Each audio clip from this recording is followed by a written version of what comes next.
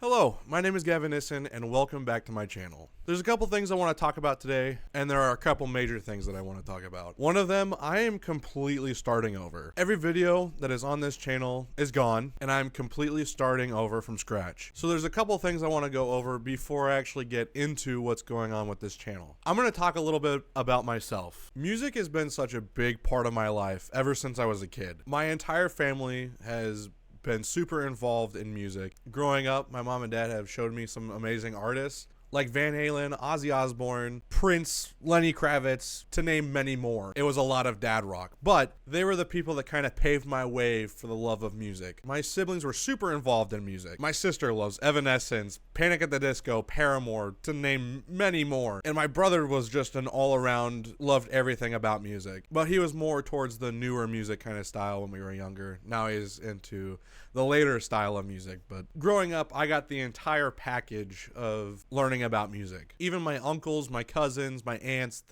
all of them love music. I remember when I was younger, my Uncle Corey would come over to our house and we would sit down in the garage and he would just play the guitar and we would sing along with him. My cousins Justin and Chad are still making music to this day. Go listen to Gutted by Saltwater Sanctuaries. It's a pretty good song.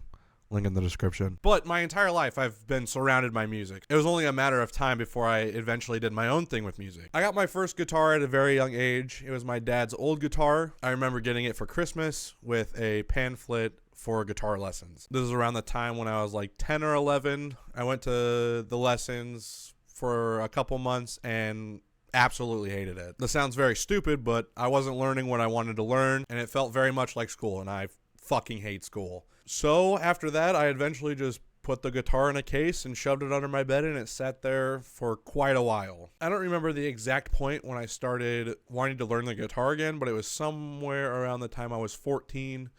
I really wanted to learn again, so I pulled it out and started going to YouTube University and watching as many videos as I could, learning all the dad rock riffs, Guns N' Roses, Ozzy Ozbourne, all of them, and even some popular songs at the time. And after I started learning all those things, the love for the guitar started to grow and grow a little bit more every single time I learned a new riff or learned a new song. A couple years have passed and I'm getting more and more gear. I got my first electric guitar, so I was actually able to use distortion and somewhat sound like those riffs that I've heard on the radio. I started learning about new artists and new guitarists like Eddie Van Halen, one of the greatest guitarists in the world, Jimmy Page, Eric Clapton. I saw Prince's Purple Rain performance at the NFL halftime show for the first time, and it blew my fucking mind. I remember listening to Beat It for the first time with Eddie Van Halen and hearing that solo. And then on one fateful day, I stumbled upon the god himself, Jimi Hendrix. So I started listening to all the classics, Purple Haze, All Along the Watchtower, Voodoo Child, Machine Gun, all of his greatest hits. And then I eventually stumbled upon one of the greatest videos I have ever seen on YouTube, which was his national anthem performance at Woodstock. Just the tone of the Fender Stratocaster, the way he was able to make the bomb sounds and the rocket sounds with his guitar, just blew my 16-year-old mind out of the water. I couldn't comprehend what was happening. So I watched the video over and over and over and over again. And I was like, you know what? I'm going to learn this too. So I learned how to play the national anthem on the guitar. And I remember it was roughly around my sophomore year of high school where they were doing auditions for people to sing the national anthem at football games, basketball games, wrestling tournaments, etc. To my knowledge, nobody I knew around our area was doing something like this, playing the guitar for the national anthem. I've just never seen it besides Jimi Hendrix, so I thought it would be cool to try it out. I auditioned for it and walked out of there, and I was like, if something happens, something happens, but I didn't really think anything was going to come of it. A couple weeks later, my choir teacher asked me if I wanted to play the national anthem at I think it was a wrestling tournament was the first one. I did it. I'm probably going to show a super grainy video of me playing the national anthem. It was the first time I played in front of a huge audience.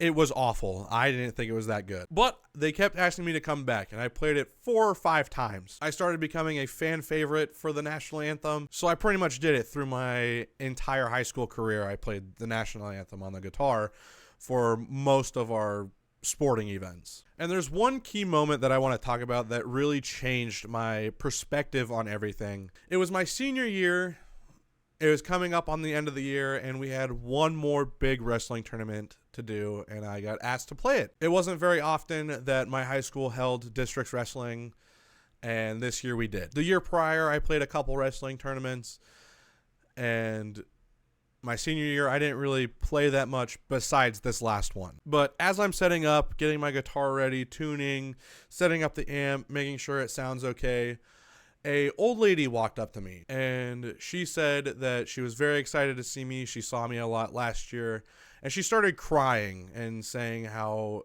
important it was to her seeing me play this, and saying how beautiful it was that I was able to do this on the guitar. And that hit home really hard. I had no idea who this old lady was. She was somebody in our town, but that was the first sign of me making an impact with music somehow. I will cherish that moment forever. It is engraved in my brain, and I will never forget it. And then I continued to play one of the best performances I have ever done of the national anthem, in my opinion. But after that was said and done, I was like, all right, I'm graduating high school. Hopefully I will continue to pursue my music career and hopefully make this a reality. I eventually moved out and got a job, and I was needing to make rent and make ends meet. So I eventually sold most of my guitars, and the love for music slowly dwindled out. I sold all my amps, I sold all my guitars besides 2 of them, and eventually did get rid of one of the last electric guitars I had, and all I was left with was the first acoustic guitar I ever got, which was my dad's, and I will never get rid of that guitar. Not thinking anything of it, I thought it was just going to be like, oh, I'll pick it up here and here, and I've got songs in my library that I know how to play, and just play around a little bit, you know. I didn't think that music was going to go anywhere for myself, so I put it in the past and didn't think anything else of it. Until one fateful day, I got a call from somebody. He's a family friend of ours. He grew up with my dad and my uncle. He knew that I played the guitar and saw one of my high school videos of me playing the national anthem. So he gave me a call. He asked me if I wanted to play the national anthem for his indoor soccer team. I said I would absolutely love to do it, not really thinking anything of it, and come to find out I was playing at Baxter Arena in Omaha, Nebraska. Now, this place I grew up going to, watching sporting events, watching other artists perform at this big arena. Never once in my mind did I ever think that I was going to be stepping foot in there to play. I have always been a watcher, never a performer. Me, my brother, and my girlfriend got there a little early to set up for my performance, and as I'm watching more and more seats fill in, the more I got anxious. Fun fact about me, I have major stage fright. I get super shaky. My anxiety shoots through the fucking roof. It's really hard for me to handle that. But I performed the national anthem. I got a standing ovation. It was great. It was a big turning point in my music career, and I finally got that passion back. After that, I started learning more songs on the guitar. I started getting more gear and building my arsenal and learning new styles of music that I've never learned before. And during that time, I have been talking about changing my YouTube channel, making it strictly music, and pursuing my musical career some way, somehow through YouTube. But I've been talking about it and talking about it and talking about it and getting more gear and learning new stuff and all this shit. A year passed, and I got another phone call from the same guy, Emmanuel Veal. This time he asked me, hey, would you like to play the national anthem at Baxter again? I said, of course, I would love to do that again. He's like, all right, cool.